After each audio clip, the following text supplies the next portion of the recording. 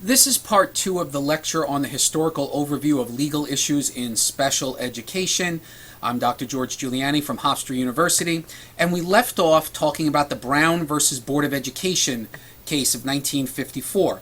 And we had said that Brown was a significant case in that now no longer separate but equal would be constitutional. Separate but equal would now be unconstitutional as a violation of the 14th Amendment of the U.S. Constitution.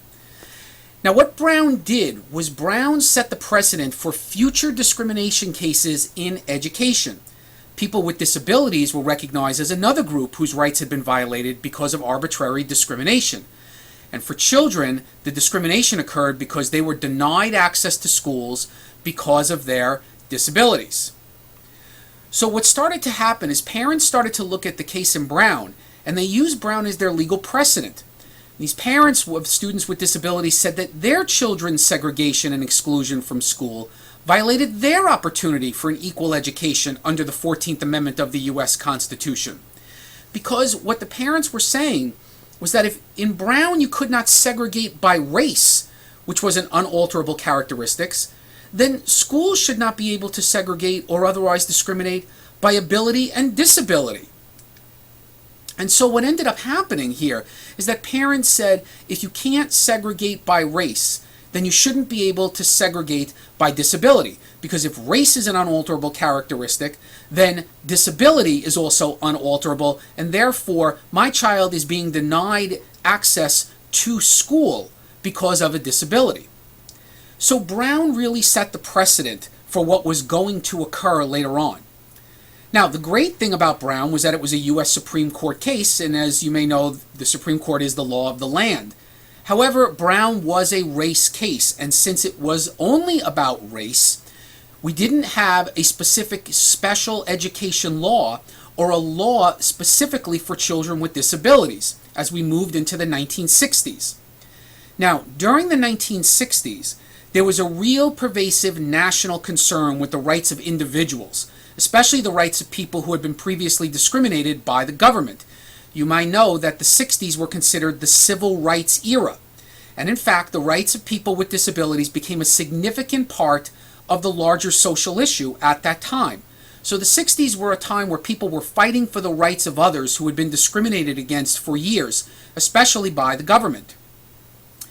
And in the 1960s, parents began to become much stronger advocates for better educational opportunities for their children, especially those children with disabilities.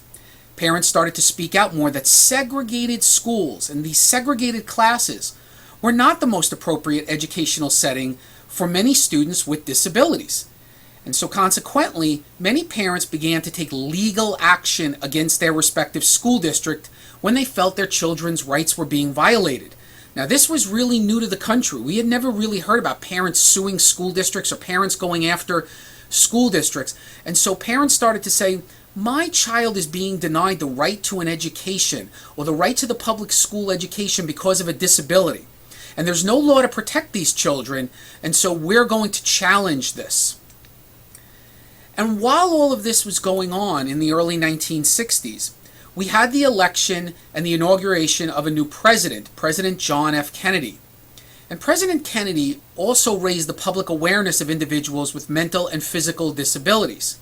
President John F. Kennedy, whose sister Rosemary was born with a cognitive disability, was a major champion of education for kids with disabilities. And he was a major champion for all individuals with disabilities. It was really very much a part of his platform when he became the president.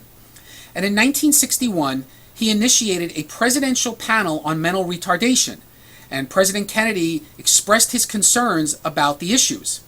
And he said to our nation, the manner in which our nation cares for its citizens and conserves its manpower resources is more than an index to its concern for the less fortunate.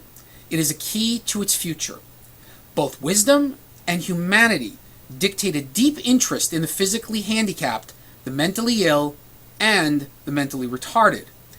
Yet, although we have made considerable progress in the treatment of physical handicaps, although we have attacked on a broad front the problems of mental illness, and although we have made great strides in the battle against disease, we, as a nation, have for too long postponed an intensive search for solutions to the problems of the mentally retarded.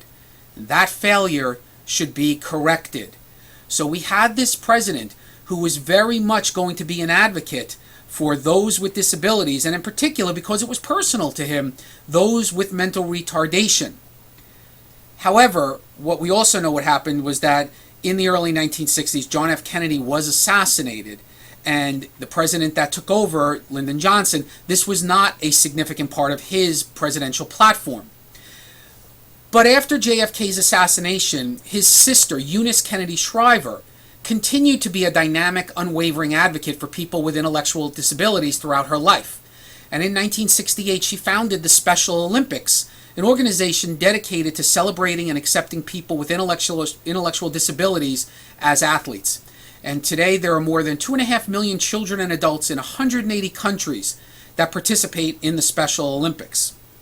So, although we had a situation where President Kennedy was assassinated, we did have the Special Olympics being followed by his sister.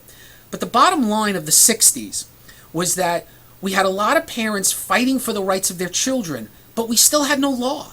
We still had no law protecting these children, protecting the rights of children and their parents. So many children with disabilities, millions of children with disabilities, were still not receiving an appropriate education and were still being denied the right to being educated with those without disabilities. And that leads us into the 1970s. And part 2 will stop here, and you'll move on to part 3 of the lecture.